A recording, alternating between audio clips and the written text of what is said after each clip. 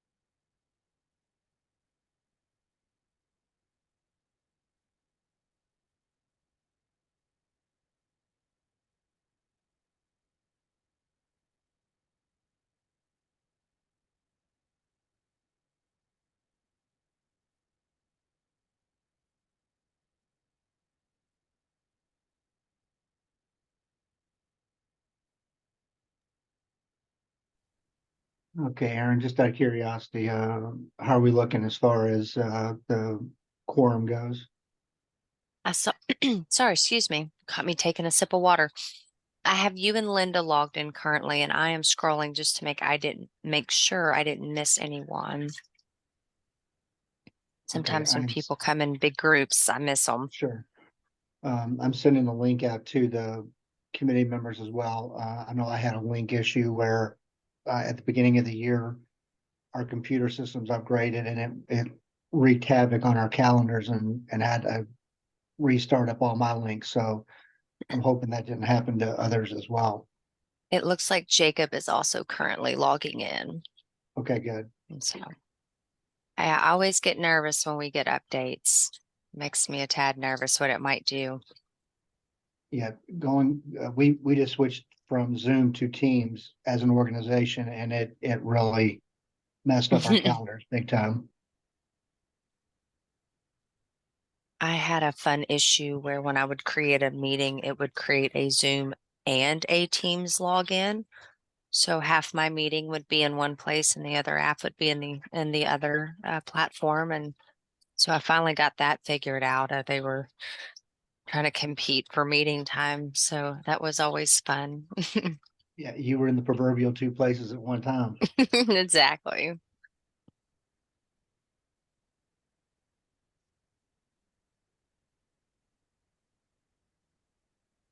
So we have 3 of 7. If we have one more, we'll have a quorum. Yeah, I sent a note to Dana to see if I could get her to jump on.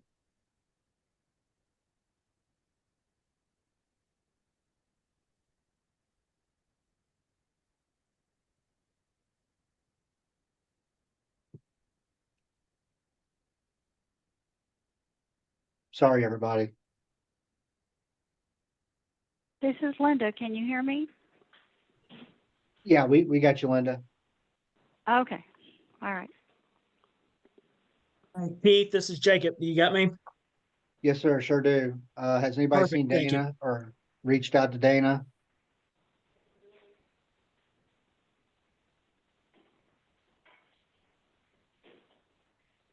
And Troy said he was getting out of his meeting to jump onto this one, so he should be on here in just a moment. I am sorry. I had just forgotten about it. I was in another meeting.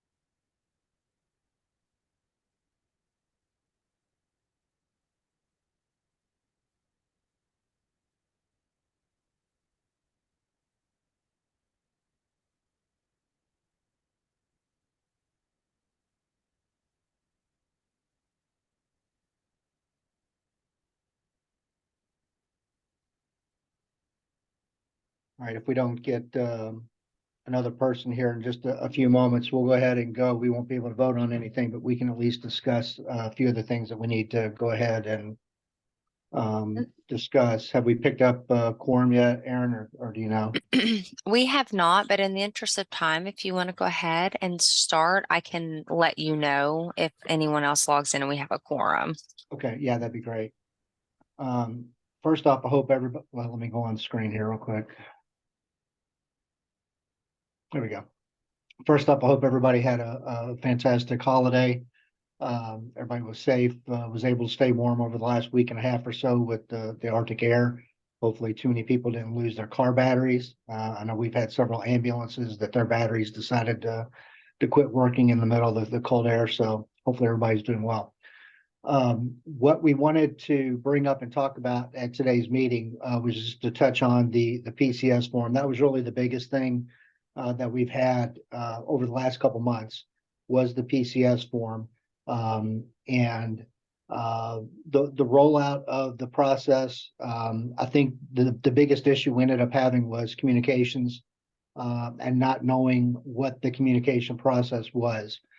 We had EMS providers and billing agencies that were reaching out to committee members, asking when were they going to, either get an email or when were they going to get something in writing about the changes from the MCO. So if the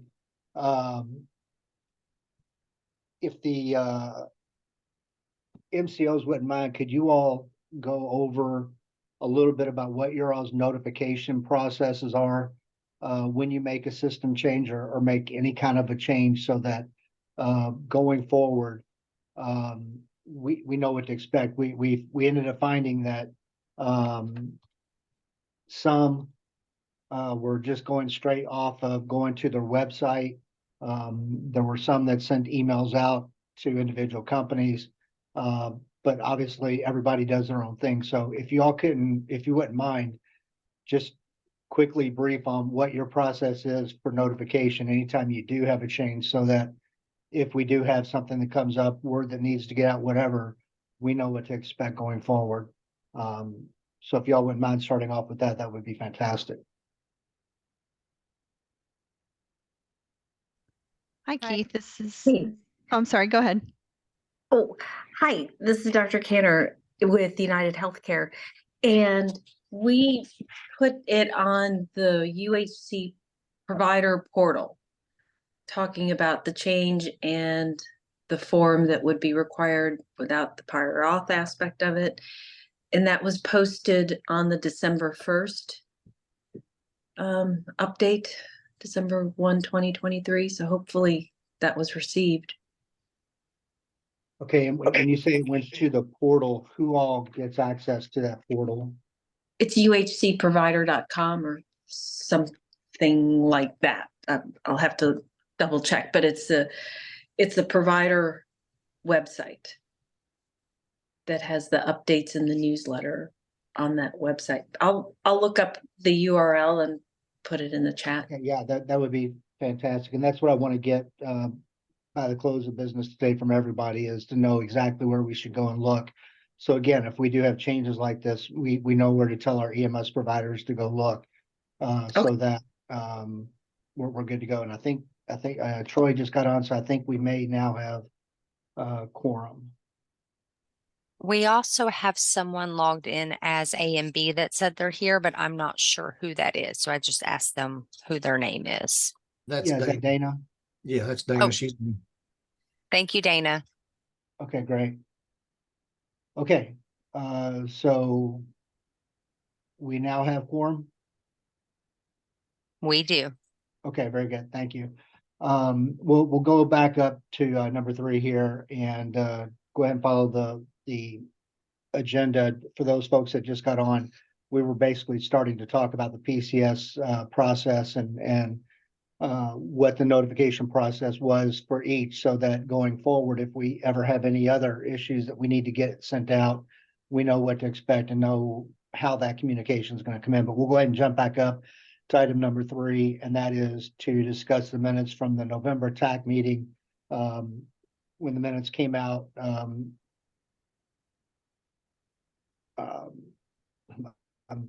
slipping up here. Does any member have any issues with the minutes, or can we get a motion to accept the minutes as they were written? motion to approve minutes is written. I will Thank you, second Troy. that motion. We got a motion by Troy, a second by Jacob. Any discussion? With no discussion, all those members in favor of accepting the minutes, please signify by saying aye, and please come on camera if you can, please. Aye. Aye. Okay, very good. Any nays? Any abstentions? Very good. Minutes pass as written. Okay, so going back to the old business, again, what I had asked is for the MCOs to discuss what their notification process was. Dr. Cantor just indicated that that she's going to verify, but they have a website that they post their stuff to, uhcprovider.com. But she is going to check and see if that is in fact what the URL for that is. So if any of the other MCOs would mind coming on and letting us know what your official portal or what your process is, so that we know where to go to look in the future. Hi, Keith. This is Wendy McNamara from Aetna Better Health of Kentucky. So we do have some updates to share with the group, and wanted to let you know that our network notifications, provider notifications, et cetera, can be located on our website, which is aetnabetterhealth.com of Kentucky. As of 2/1 of this year, we will no longer require notification of an authorization for ground transport. So we have lifted the PA requirements for, or I should say authorization requirements for ground transportation. Those codes are specifically written out and spelled out on the website if your providers need any assistance with that. But ground transportation has been lifted as of 2/1. What we ask of our EMS providers is to submit the PCS form that we've all agreed upon claim submission, because that form is required, obviously, and the claim will be processed at that point in time. Any transportation for air, which is, rotor or fixed wing, will still require an authorization. So just want to be sure that we're clear on that. But for ground, it will be lifted. I will mention that if you go to the website today, there is an error. It does say that it was lifted as of 1/1/2024. Due to the fact that we're just a couple weeks away from, or a few days rather, from the end of the month and from that 2/1 date. What we plan to do is run a report to see if there have been any authorizations that were denied as a result, and we'll go back and review those individually to see what we need to do to correct that, because that was an error on our end, putting that network notice out as of 1/1 instead of 2/1. So. Well, thank you. I appreciate y'all going back Yeah. and looking at that and checking and making sure that nobody loses anything during that time period. Yeah, we'll probably pull that at the beginning of February, just so we can capture the entire month. And if we have any issues, we'll rectify that in real time. But hopefully, lifting that provides a little bit of relief to some of our EMS providers. Yeah, well, trust me, everybody will take what they can get right now. Yeah. In the form of relief. Okay, thank you, Wendy. I appreciate it.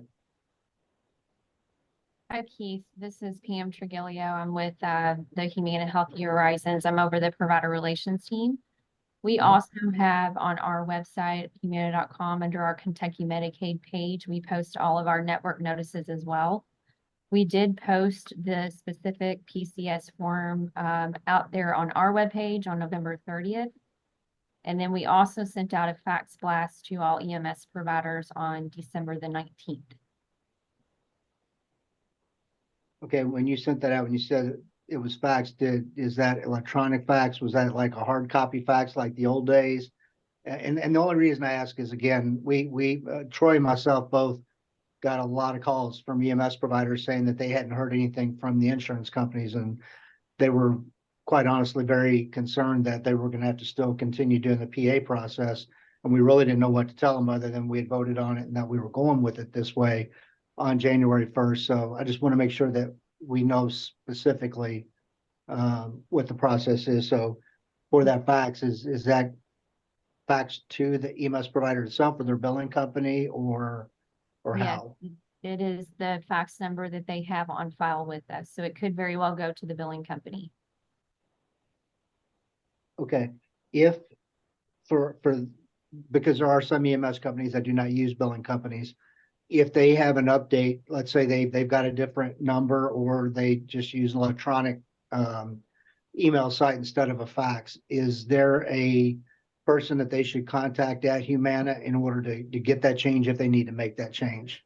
Sure, absolutely. I will put my email in the chat and they can reach out to me directly. Okay, that'd be great. Thank you so much. Thank you.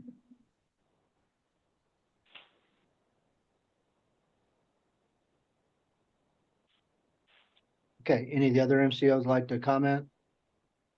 Yeah, good afternoon. Happy New Year. Keith Stewart, calling from WellCare. So we mail a notice and we post it online on the provider website. There's a bulletin page basically where it's like a smaller version of the notice, a web bulletin. The mailing was on track to go out last Friday. I have not confirmed that yet. We lifted PA 1124. Obviously, the notice didn't go out by then, but the notice that's going out will say effective 3/1 will require the PCS form to be attached with the claim. Okay. beginning 3/1, but we went ahead and lifted the PA requirement on 1/1/24. So there will be a letter the provider should receive in the next couple of or so days. And then, like I say, on a provider website, there's a bulletin, and that's what our standard process is. We do a web bulletin and a mailing. Okay, thank you, Stuart. And what is the email or what is the web address for that? You know, I'm looking at it right now. Let me put it in the chat. Okay, I think it says news. Of course, I know we have these subcategories.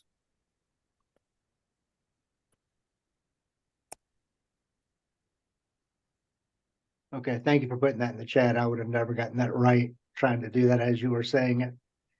Yeah, you have to click on a few things. Awesome, thank you very much. Sure. Hey Keith, Dan Brunner, can you hear me? Yes, sir, go ahead. Hey, it's Dan Brunner, Anthem. It's on our provider site as well. The actual site address, I'd have to get that for you. But again, we've never required PA for the non-emergent transport code. So we just added the PCS form to the site for the providers to access and to submit with their claim. Okay, very good, thank you. You're welcome. A question, Dr. Brenner. Go Are ahead. you going to now require the PCS form when you did not require the the PANS? We don't require a PA, but I think per this TAC, they wanted to submit a universal form for the claim, correct? Okay, Keith? just wanted to verify. I know Passport had said they would still not require anything. No, I mean, we were just trying to accommodate the EMS providers to have, if you want to submit that with your claim, I thought that's what you wanted to make standard procedure, correct, Keith? Yes, yeah. Okay. Yeah, we'll But, accommodate you know, that. if it's if Anthem doesn't require them, I mean, honestly, our crews don't know which insurance company a patient really has. They're not going to go down the list to see if they have to get one or not. They're going to get one regardless. I So don't blame them one bit. yeah, so everybody should just go ahead and send them in, and that way everybody I does think one process. in my and- opinion, it's business as usual. Yeah. With Anthem. Very good. Okay. This is Dana. I also have a question. Aunt Etna, she said that the PCS was going to be required with claims, but that is one of the payers that will not accept electronic attachments. So are they going to be updating that with their system so that we can do these electronically with that PCS attached like all the other payers? Wendy, can you comment to that? That's something I'll have to take away from this meeting and find out and get back to the TAC. Passport is one as well that will not accept electronic attachments on the claims. Correct, and this is Meredith from Passport by Melina. We are, as someone had stated, we have not and still do not require authorization for ground transportation. And we're not requiring that PCS form simply because whoever had just stated that, I think it was Dana, because of the challenge with the electronic submissions of forms.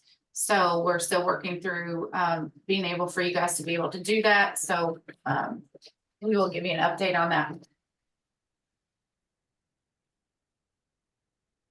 Thank you. And Keith, just FYI, I put the link in the chat here. And anytime we do a provider notification like that, it has to go through DMS, and we were still waiting to hear back from DMS on that communication. Just FYI. Okay. Thank you. Right, Appreciate it. and just for future reference, this is Meredith again with Passport by Melina. We do also post provider communications on our website for the provider portal. We also add forms if there's any forms. So if there was that form and we do start to require that, and again, there is a 30-day notice requirement. So we do send that to DMS for approval. We wait for their approval and then we post it. So same process as the others have spoken to, and it will be posted on our website. Okay, thank you. Were there any more of the MCOs that are represented today? I think we hit the 5. Okay. Do any of the committee members have any questions for the providers over the information we just talked about. All right, going to item B, one of the questions that we have heard is we put the word out to the EMS providers that they cannot change the form from the manner in which we had it approved, as far as going in, changing the wording on any of the blocks or anything.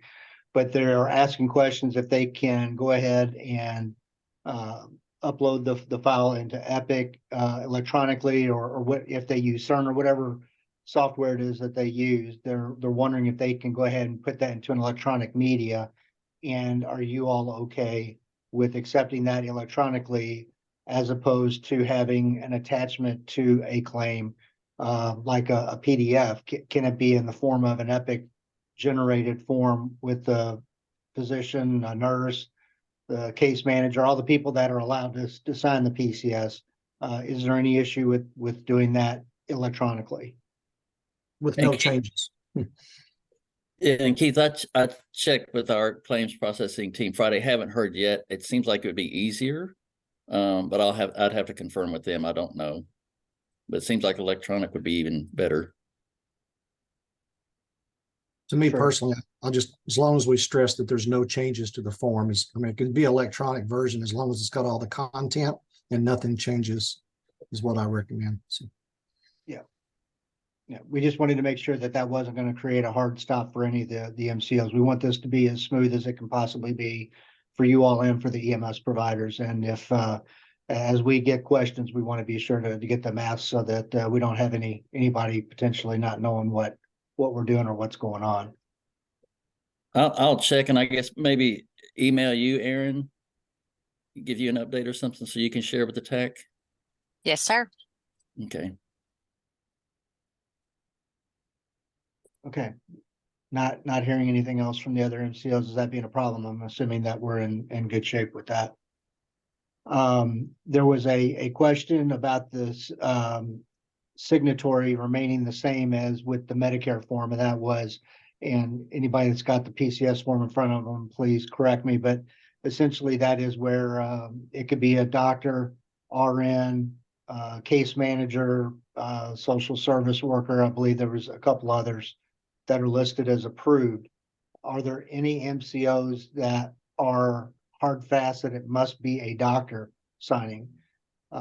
We had heard that there were potential cases where the form was not being accepted because it didn't have a physician signature, but the PCS form that we had submitted had all those positions listed on there that could sign it and be accepted. So I just want to make sure that we are in fact all on the same page, that the professions that are listed on the PCS form are in fact authorized signatories for the MCOs. And I know, just talking with WellCare, we reviewed the form like with the claims team, and they were fine with it as is. So I'm not aware of any issue there with it having to be a physician. It's whatever Medicare has on the form they're good with. Okay. Very good. All right, not hearing anything else, I'll assume that everyone else is good with that too. If not, please feel free to speak up and let us know so we can discuss it. And then the last item on the old business, can some services still obtain the pens from MCO if requested? I'm going to turn that over to Dana from AMB to describe, because she's had a EMS service or two that have asked about that. So Dana, if you wouldn't mind, could you go ahead and address that for us?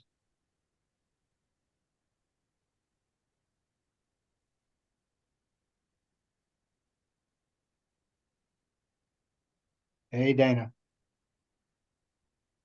Sorry, is muted. They're just coming back. We just have had some claims denied in the form of a denial for authorization. But in listening today with a couple of these not having that, because we've been doing this since 1/1.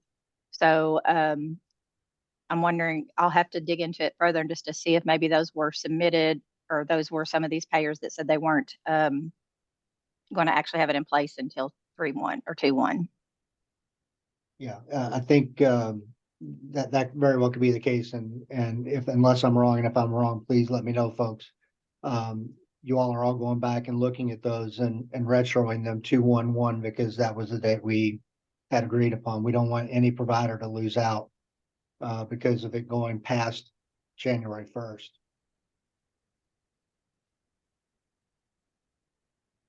Okay. Once again, not hearing anything, I'll take that as a good point.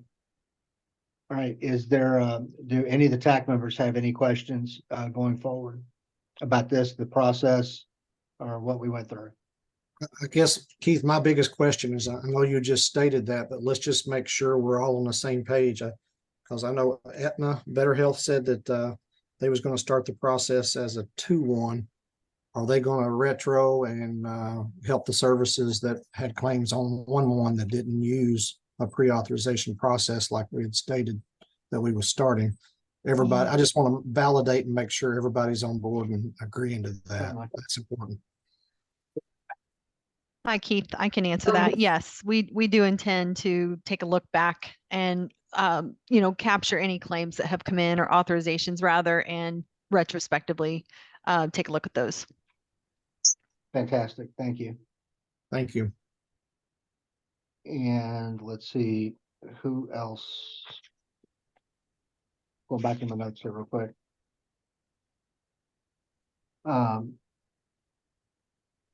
Stuart, everything's good on your all's end with WellCare as far as retroing anything that has to be retroed?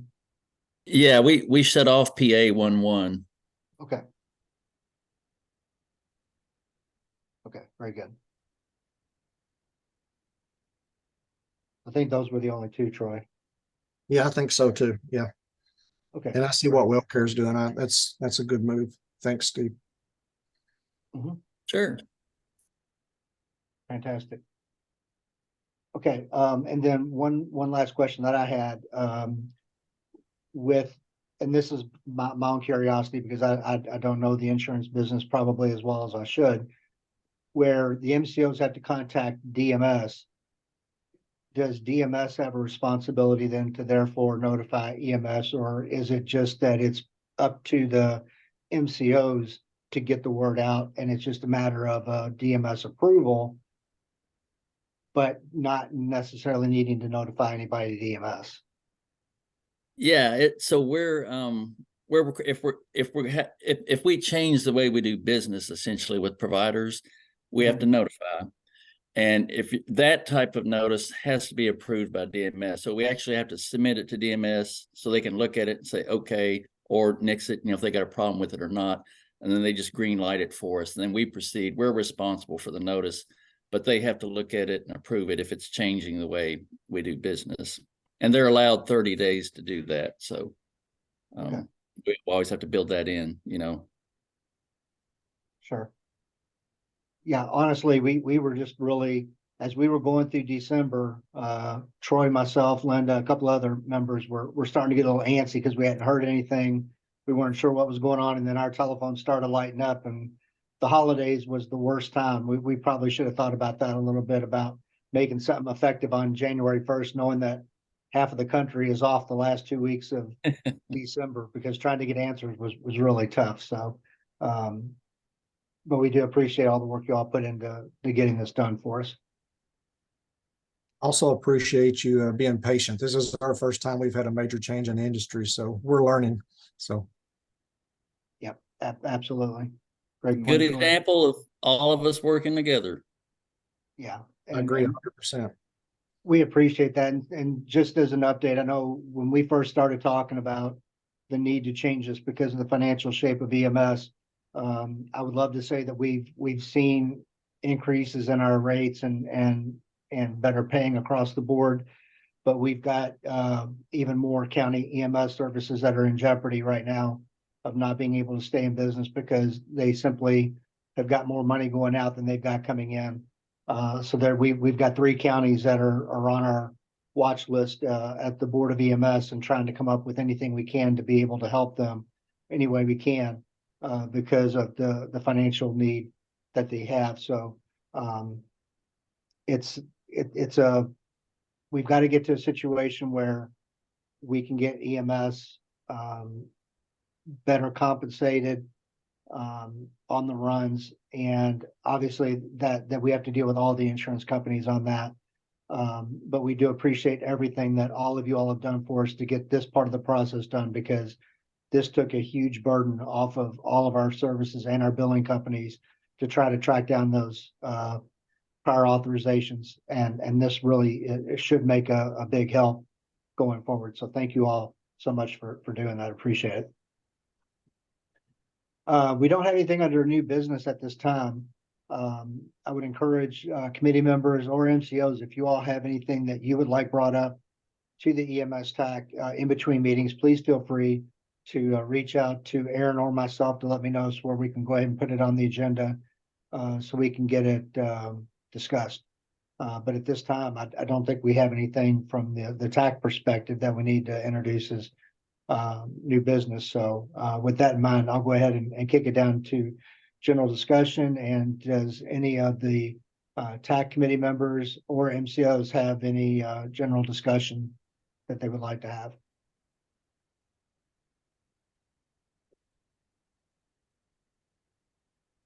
Very good. It looks like we're going to get some time back on our calendars this afternoon. All right. As far as recommendations, I don't believe that we have any recommendations that we need to make to the formal MAC, but I'll open that up. Does any members of the TAC have any recommendations that you feel we need to go ahead and pass along to the MAC? Not at this time. I just, unless you want to tell them how well all of us has come together and worked on this change for the EMS industry. It's if you don't, I just hope you realize it is a big change and a big difference for our ambulance providers that will definitely help them, and that's across the state. And we really appreciate everyone coming together and working with us on that. Absolutely correct. And to caveat off of Troy there a little bit, I'll tell you all that EMS in Kentucky is a bit of an odd duck in the fact that there can be different factions all across the state about, what group do you belong to? What group do you belong to? Who's your billing company? Who's your billing company? And I got to tell you, this one particular issue brought EMS together probably better than most anything that I've seen in quite some time in Kentucky, with everybody having the same goal and wanting the same thing. And to be able to get this to go through with you folks. I know it may sound like we're making a big deal out of it, but for us, this was a huge deal. And we thank you all very much again for what you did. As far as the MAC meeting is concerned, I will be getting on that next month. If there are other members that would like to attend that as well, we can send the link out for the MAC meeting. For those that have not attended a MAC meeting, pack a lunch, because they almost always go over a little bit, and they can be a little interesting. But I'll be more than happy to discuss this process we had with everyone at the MAC. But with that, we will not be making any kind of formal recommendations to the MAC. Our next meeting is April 22nd between 2 and 4. Again, anybody has a item that they would like for us to discuss, please let me know in between now and then, so we can go ahead and get that on the agenda. With that, I'll open up one more time. Any discussion at all? Any questions whatsoever? Keith, Troy, hey, Keith, Troy, Nathan Morgan. I'm the provider network director for the Humana plan. It didn't come up, but I just wanted to let you guys know on number 4, we will be retroing that PCS use of that form back to the beginning of the year too. So just wanted to explicitly call that out there. It didn't come up. I just wanted you to know that. Okay, thank you so much. Appreciate it. Sure. All right. Hearing nothing else, can we get a motion for adjournment?